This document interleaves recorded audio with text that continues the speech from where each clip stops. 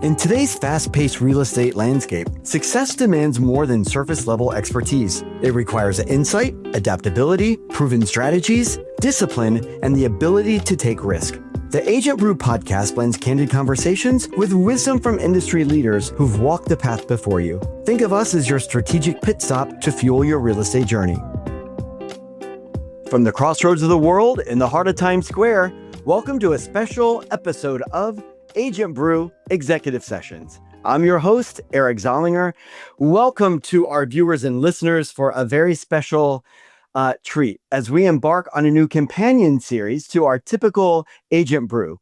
Welcome to Agent Brew Executive Sessions, where we have a casual conversation with leaders in the real estate industry, where they share insights and strategy of what has worked for them along the way, as well as challenges facing the industry today. So it is my honor and pleasure, our inaugural guest. We're trying this 2.0 because the first time we had internet issues, which we're hardwired. We are ready for this. Welcome a visionary in real estate, a champion of social change, Bess Freedman, CEO of the privately held brokerage Brown Harris Stevens. Welcome, Bess. Eric, it's so nice to see you. Thanks so much. I'm honored to be on and chat with you today. Let's have some fun. Yes, let's have some fun. So, as I mentioned right before this, great job on Maddie's podcast, Maddie Cohen. You guys have just really created such a great opportunity for your agents at Brown Harris Stevens in that podcast room that I am so jealous of. And I hope that someday we can have like 17 podcasts, and Maddie does his, and he's so sweet, so funny, and agents love it, and it's the new way that people listen to information today. It really is. And you have the grand dame, the podcast of all real estate podcasts, Vince Rocco, who's been on our show, and Realty Co was on his. So way to be such a trendsetter and really create such a great atmosphere for your agents to excel. I mean, I can't take credit for it. Matt Leone, who's my chief marketing officer, it's that saying, like, you have to follow where the puck is going, not where the puck is. I think Gretzky said that. And he is that guy. And so he's got his podcastings, everything we do that's forward thinking. A lot of it comes from Matt, and he gets incredible credit for that. And I support him completely. It's great. Well, we first met back in the day. You were an agent at Corcoran. This was at Superior Inc. Condominiums and Townhomes. You and Leslie Wilson. I remember. Yes, Leslie, who's one of my favorite people in the world. We first met there doing one of the 7 townhouse deals. That's and right. It fell apart. We had every townhouse was in contract the week before. Was it Lehman or before the Great Recession? Lehman crashed. Like, we signed it up. It was 14.5 million, I think. And we signed it up, and then Lehman crashed. And my guy was a big Goldman guy. And walked away from 20%. He walked away from 20. I still know him. I see him a bit. He's here in the city. He and his wife, they have 2 beautiful daughters. But yes, and he called me and he was like, things are changing. Like, everything kind of collapsed. And so they had walked from that. Yeah. But it wasn't just them. It was every townhouse deal but one. So we had 6 deals that fell apart, among other deals besides that. But, I mean, that was shaky. It felt like, everybody was like, what's going, it was scary to see something like Lehman collapse and like the market's crater. People started to panic. Yeah. And, so why don't we get started? I've heard your story on several podcasts, but please give us your elevator pitch. What you do today, who you represent, and, kind of your overarching who you are. Well, so I'm here at Brown Harris Stevens. I am the CEO, but, I do this job with a great team. It's not ever one person. It's a team sport. But before I was in real estate, now I've been in it more than 20 years, I was a prosecutor, an assistant state's attorney in Montgomery County, Maryland. I was a legal aid lawyer. So I was a lawyer before this, but I've had probably 20 jobs in my life, including being a waitress at Howard Johnson's in Boston, from working at Crabtree and Evelyn to a pizza parlor to a fruit stand. Like, I've worked my whole life. So everything is sort of, built up to where I am what I'm doing today. And I think that we are the sum of our experiences, and it adds to us and creates us to be more understanding and empathetic and all those things. So, yeah, I was an agent before. I got into management at Corcoran, where you currently work. And then I got recruited to Brown Harris, and now I've been here for 13 years, and I love it. I really I love the people. It's a blessing. Well, before we go to your origin story, I just have to say I saw you last week at the REBNY, the Real Estate Board of New York's annual residential deal of the year, and you owned the red carpet. Can I just say you owned it? Everybody wanted their picture with you, and it was just like just such grace, such poise. And just thank you for being such a leader in our industry. That it's always good to see good people succeed. Eric, I'm just privileged. I mean, I feel like, when I go to like a deal of the year, I walk in and I have friends at every company. Every company, I have incredible friends. From John Gustaska at Douglas Elliman to you name, like Yeah. I see him. We laugh so much we cry. I have so many friends, and Ben Garama, who works with you. I feel lucky to have all these relationships. And that's the one thing that I feel like I've done really well, is that I have maintained incredible relationships and love in what I do. And that's why when I go to that event, I see people I haven't seen, and it's fantastic. And I love seeing you there. It was so much fun. It's interesting. So I hadn't gone for a couple years. And the last one I was at was May. It was on my birthday, May of 2023. And I couldn't believe it because I'd been in the real estate industry 23 years and I felt like nobody changed. I felt like it was all the same exact people. I'm like, where are all the walkers? Like, it was insane because I'm Yeah. like, oh my gosh, it's all the same names, all the same. But this year was different. I feel Yeah. like the median age dropped by 25 years. I saw people that I've never seen at a REBNY event before. So it was really, really refreshing. That I'm like, oh my gosh, people are coming into, based upon what we've gone through in the industry the last, you know, 20 months. It's nice to see people being part of a trade organization and really having an active role. And it's not just some people that have been doing this for decades. It's really younger people that are now taking a liking and an interest in making our industry different. No, you're right. I mean, because real estate is typically something that people go to after, like, they have children, or, it's a second, third, or fourth career, or, and now people are getting into it right after college, or not even going to college and getting into it. And it's fantastic because we need that energy. We need We that. do. We need all of that. I agree with you. I met a lot of new people at the deal of the year, and I said to Jim Whalen, who, is the president of REBNY, and Sandia, the COO, and NIMV, James, that they did a fantastic job getting that together. And it was nice to see so many people and just, share some hugs and laughs with people. Absolutely. So, this next part, I'm going to just ask you a question because Uh-oh. I've heard rumblings, I've heard some rumors in the industry. I don't know if it's true or not, but that's why I'm asking the actual person. So I've heard that a rival firm has Yep. approached you and potentially a merger, or like you're going to run the company, or you know what would you say to a rumor such as this? I would say, listen, there's always rumors around, and have I, factually, yes, have I been approached by other firms at times? Yes. We have no plans for any merger, I can tell you that. Okay. And we've been offered to do mergers. We've been, people tried to buy us and that sort of thing, but there's no interest from ownership to sell the company, and there's no plans to merge with anyone. So that I can say is not true. And that I can tell you is not true. And so what markets are you in? You're in New York, you're in Florida, South Florida, and then also Connecticut, correct? We're in Connecticut and New Jersey. We're in Ah, Hoboken and Montclair, Palm Beach, Miami, and all over Connecticut. We're in the Hamptons, Riverdale, Harlem, downtown, uptown. We have a 20,000 square foot office at 105th. We have one on the west side, a big office that we just finished renovating, which is gorgeous. And at 445 Park, our headquarters, we have 60,000 square feet, 3 floors, including a podcast studio, tons of admins, lots of execs. Like, we are high touch as a firm. I think that's what's a little bit different about us. Hmm. Doesn't mean other firms are great. It's just if you are a place that cares greatly about culture and high touch, that's in hospitality, we're that type of a firm. That's great. Well, I just want to go on record as the head of sales of Realty Co. We would love to partner with each and every one of your agents. So I am here to give a virtual presentation or in person in any of your offices anywhere. Do it. So we look forward to really bringing all of our 5 pillars of healthcare, tax, legal, education, commission funding to you guys, because we're able to bring to your agents what you as a brokerage can't. So I would love that.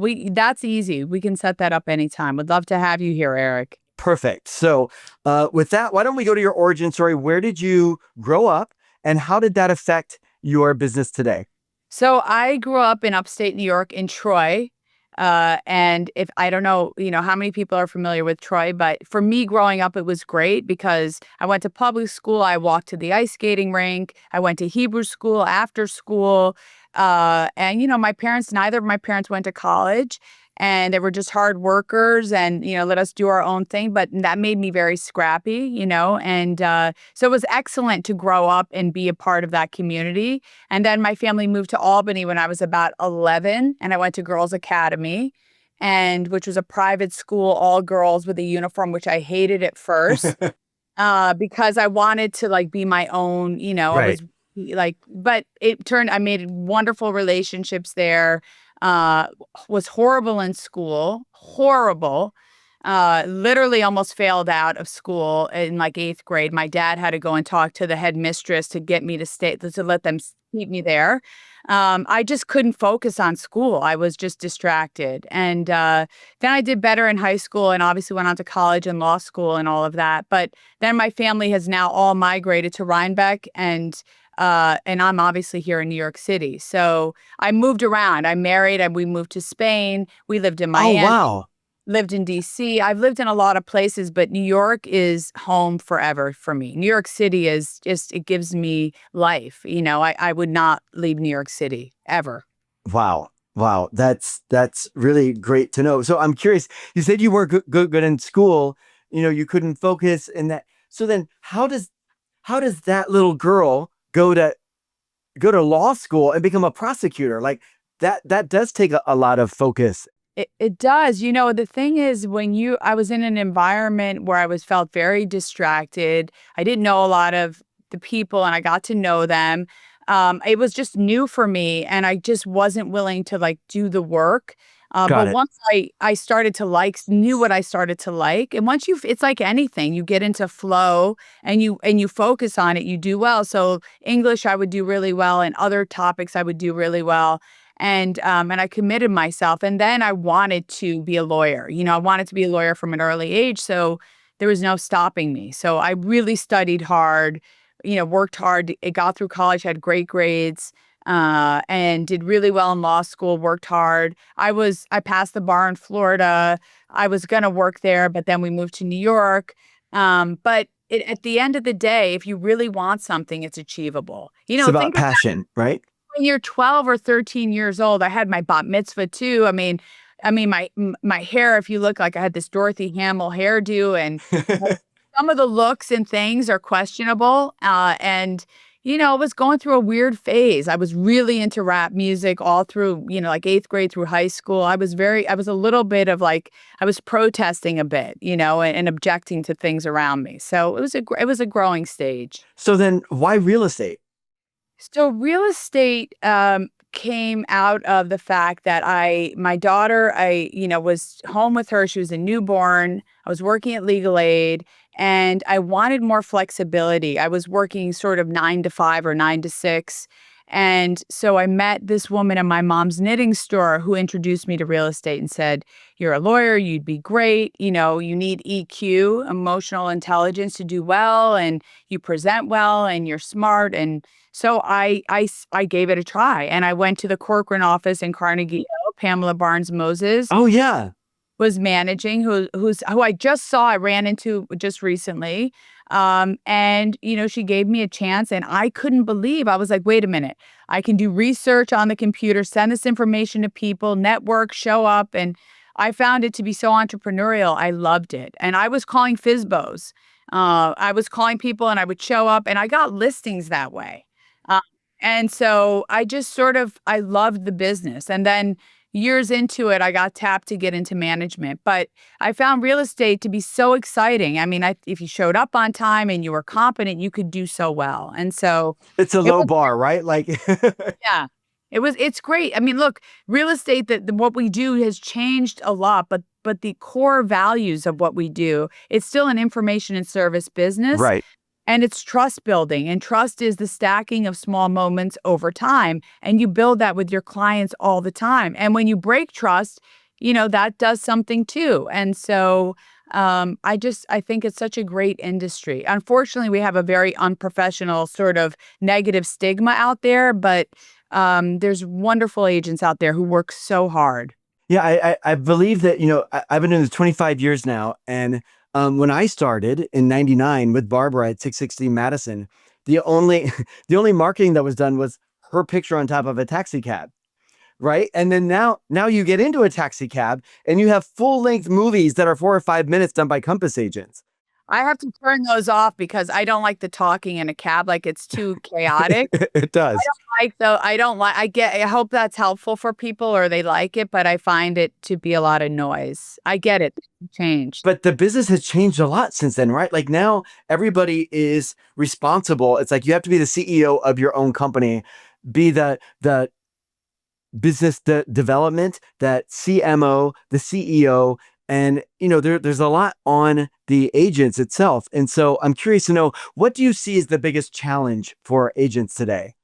I think we've had some headwinds with the, universal co-broke or clear Yeah. cooperation when that was being challenged. And I think hopefully that's going to work itself out, and it seems to be.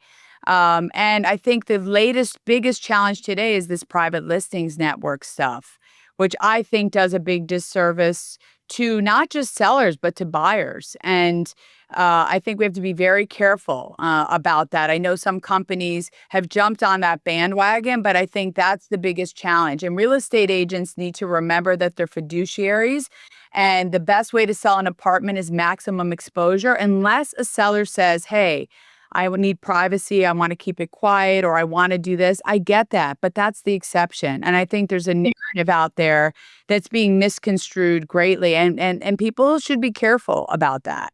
Well, and we both learned under Barbara, right? Like where it's all about, you know, exposing the listing to as many people as possible does give you the highest and best price. And I just learned today at my Corcoran luncheon about you can elect to be in, it's not a private listings network through Rebney, but it's a new separate section. It's called a non-participant. That's something that, that Rebney is offering. So if agents want to just share it with the brokerages, they can. And I've talked to some of the people at Compass about it, so they're aware and they know. And I think you just have to be careful because as you know, what happens when we all do it, it's human. When you see something, you think, oh, should I be doing that? You want to follow. But that's very lazy thinking because you have to think about what really is the right thing to do. And I think a lot of companies just did it as a reaction and didn't think about the long term. And I think it's like a leadership from the back. Like, think about what's the right thing. Don't be late. And I just was like, come on, guys, we can do better than that. Right. I was very confused when I heard about it. I'm like, oh, well, how is this different? But I guess the big differentiator from the Compass way is that Compass is still putting theirs out on their website for everybody to see, where this isn't public for people to see. Well, Compass does have a private listings portal as well, and they're inspiring agents to list in that portal and giving them incentives to do so.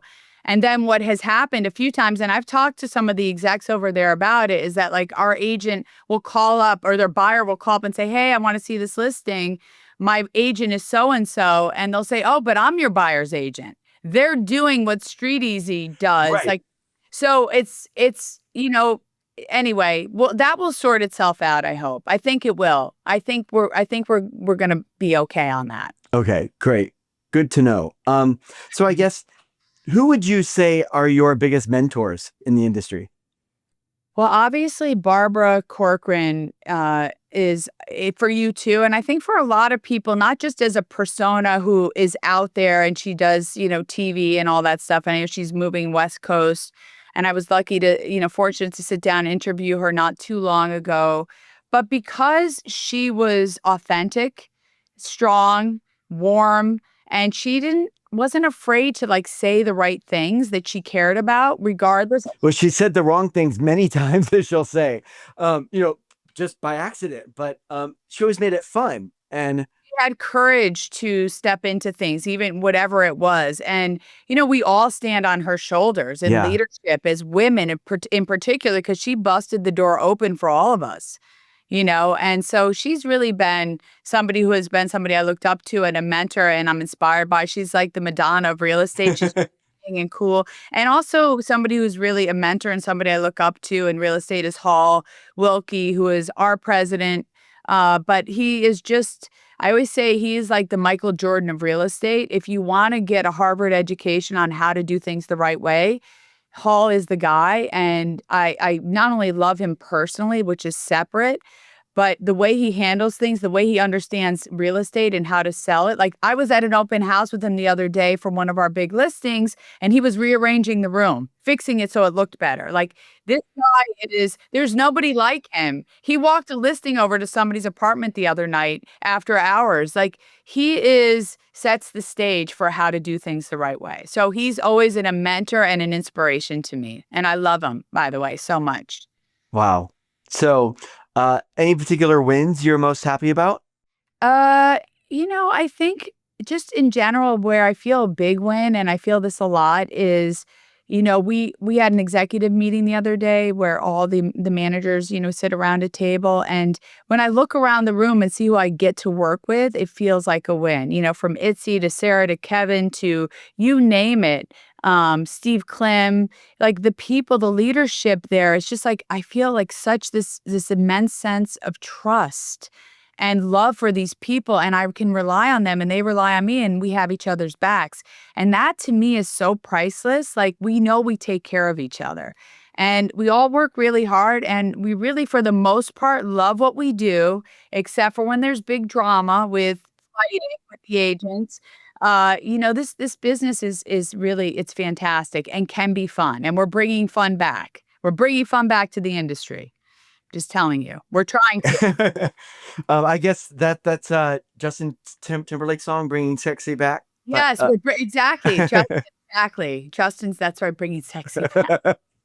okay, so on the flip side of that, any Yeah. transformational losses that really impacted you over your career? Well, more of a recent, I wouldn't say, I don't know if it's a loss or just like a huge lift or challenge was, I have a son who's just got home last night from college. He's 19, freshman. And he was diagnosed a few years ago as bipolar. And we had to put him in a wilderness program. He had a lot of issues during COVID, and it was a really tough time, to send him away. He's been through a lot. So to see him go through that, was just hard as a parent, Uh, he has a new girlfriend now who actually reads, who brought a book over, and I was like, this is a step up. And so I think that was probably one of the more challenging things personally. And I would say, but this is a long time ago when, I lost my dad in a car crash 30 years ago. So that's always like a loss that I live with. Hmm. My dad were together 27 years and he was killed in a head-on collision. And I just had found out the day before that I got into law school, was going to law school, and I had told him, and he was excited. And then the next morning, was a Friday morning, June 11th, he was killed in an accident. So I can talk about that with you right now and not like get upset because I feel a sense of strength today. But there are days that I would not be able to share that with you.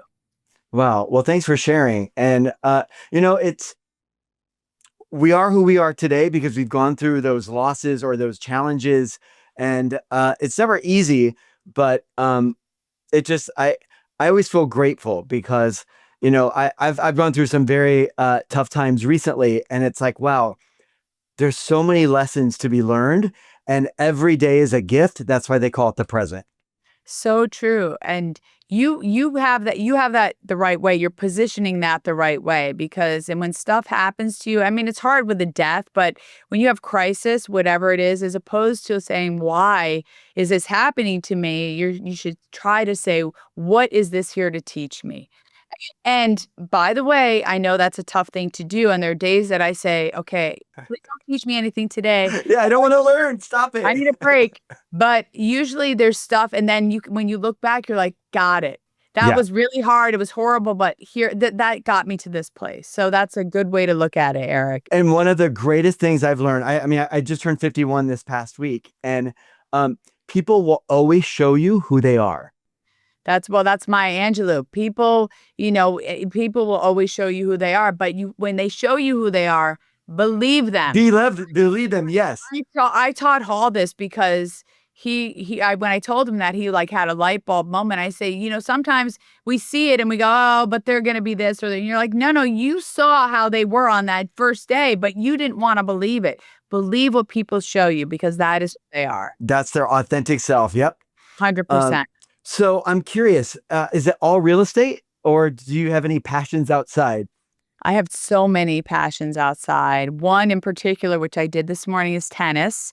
I'm a newer tennis player. I've been playing since like the last year, and I played this morning. So tennis is a big passion of mine. I'm not great at it. I'm okay, and I'm getting better, but I just love it because it's laser focus and it's physical. And another big passion of mine is, believe it or not, mahjong. Been playing for 15 years, and I have a mahjong group of women. I was just with them the week before last, but we get together and we play a lot of times Sunday nights at my apartment. But it's more of connecting with my tight friends that I love and just playing and talking. And so mahjong, tennis, my kids, music, concerts, Rhinebeck, great food, walking the streets of New York, I guess would be probably in the top. I mean, how do you have time to fit it all in? We all make time for what we wanna Right. make time for. That's When true. people say to me, "You're so busy," I say, "Everybody can be as busy as they want," and yes, we're busy, but I make time for the things that matter, and I know you do because you can't wait. Life is not waiting. You have to be able to figure stuff out. Yes. And I loved how you said earlier about New York City and just how, you love living here. For me, that's how I get my energy is just walking through the city, different times of day. It's so empowering. It's empowering because it is truly still the melting pot. Now look, we can be honest, we can criticize and say things we'd like to improve. There are challenges. We still need to improve the streets and get people who are sleeping on the streets in better places and make sure people feel safe. But overall, the culture, the food, the vibe, the people, the subway, I take the subway all the time. I run into agents all the time on the subway. I was downtown early this morning. I took the 6 downtown. There is something about New York that you can't duplicate. It's a magical place, and I have to say, it does need to clean up some stuff, but Of course. I have gratitude for being able to live in this city. Like Yes. it's an incredible city. I mean, I was away for 3 years, 2 months, a week and 2 days, but who was counting? But I lived in Chicago, then Texas, then Chicago, then back. Chi-Town though is pretty great. And I have to say, I'm grateful for the time it was during COVID. But I had to come back. I missed New York so much after I left because I thought, oh, I'm going to do what I did here. Yeah. And it's not the same place anywhere else. And there's the energy. And you were talking about the subway. I longed when I was away, when I was 18 months in Texas. I'm like, just get me to New York. I want to be in a subway car because you look around at all the people.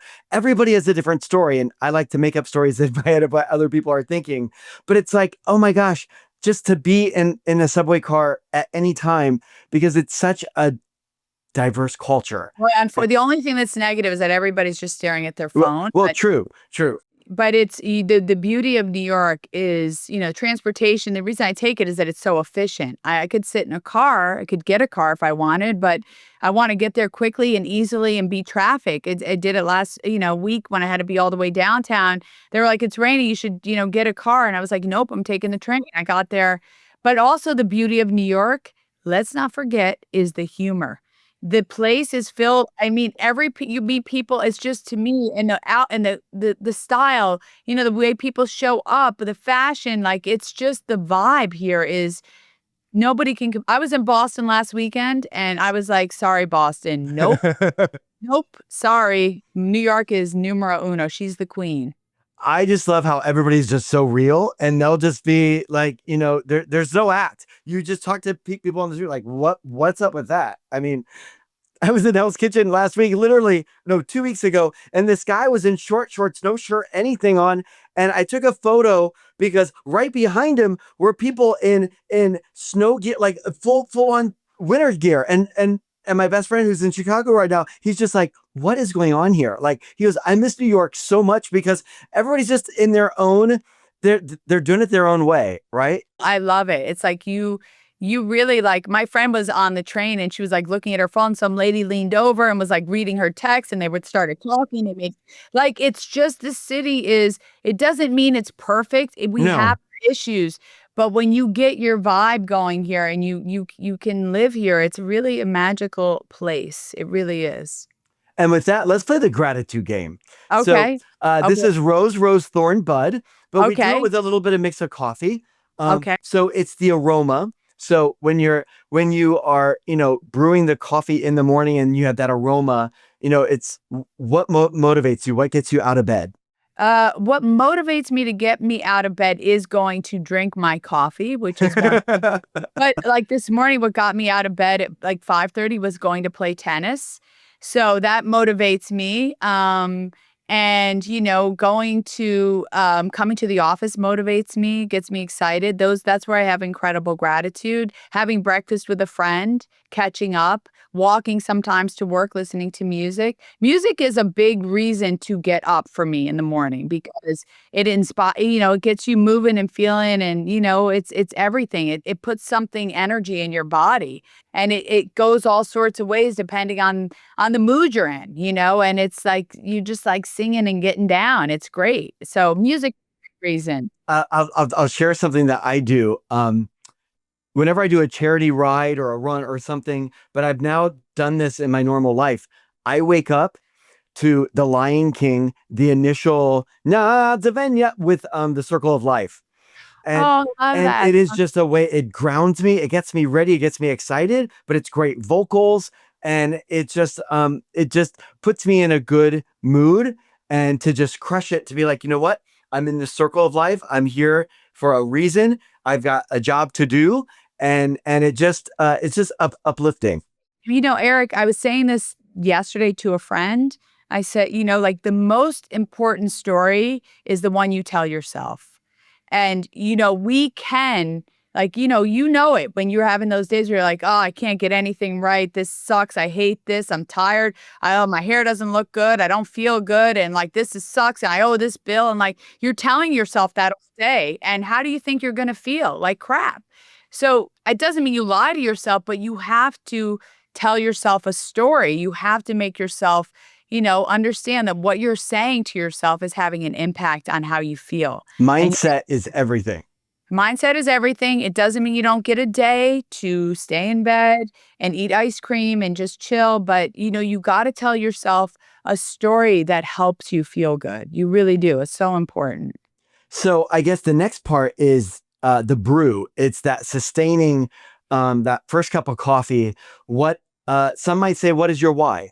Oh, what is my why? I mean, obviously, connecting, being with the people that I love, my family and friends and all that stuff. And I think just feeling like I show up in life with kindness and generosity and helping people and doing things the right way. That is my why. I feel like there's every day is an opportunity to be helpful to somebody, to buy a meal for somebody who needs it, to offer somebody a seat, that's really our why for everybody because, not to be all hippy dippy, but love is not innate. It's taught. It's something you learn, it's culture, it's all those things. So if you're kind to people and you show love, they will respond. It's like, have you ever, like dogs that are abused and beat, they'll bite and hurt you and do things. People are the same. You have to teach love and be kind and people will feel it. So I think my why is not, is to be a part of that. And I believe strongly that I am. I'm on the board of this organization called The Bridge, which we build affordable housing for people who suffer from mental illness, who are living on the street, who need services, who are aging out. And we've done 28 buildings. Oh, The wow. we had Is that here in New York or is that across Yes, the New York, Brooklyn, Oh, the wow. Bronx, you name it. And like 2 weeks ago, we had our gala, and the people get up there who live in apartments now and have a full life, who are off the streets, and you just can't help but weep. They're not Yeah. doing drugs anymore. They're shopping in the market. They have a job. They're going to school, and like that kind of stuff. It's just a little piece. Um, that I get to be a part of that I'm so grateful is, what it's about. It's not about all the stuff. Who gives a shit about the stuff? Exactly. The stuff doesn't mean anything. So, anyway, that's it, I think, my why. So the thorn or the coffee grounds that can get messy and everywhere. Anything frustrating you currently or that you're trying to work through? Yeah, I think what's frustrating me the most is, to be honest, is the tech stuff, is the distractor, is this. I think, yes, this is so important. We all use it and we need it and that kind of stuff. But I think it takes away, it's frustrating to me that so many of us are absorbed in this where we used to pay attention to each other more. And now when you walk up and down the street, everybody's looking down at their phone. And I think there's something missing in that. I had lunch with my mom not too long ago, and I was staring at my phone, and she took it out of my hand and put it in her seat and said, "Have lunch with your phone," and she walked away.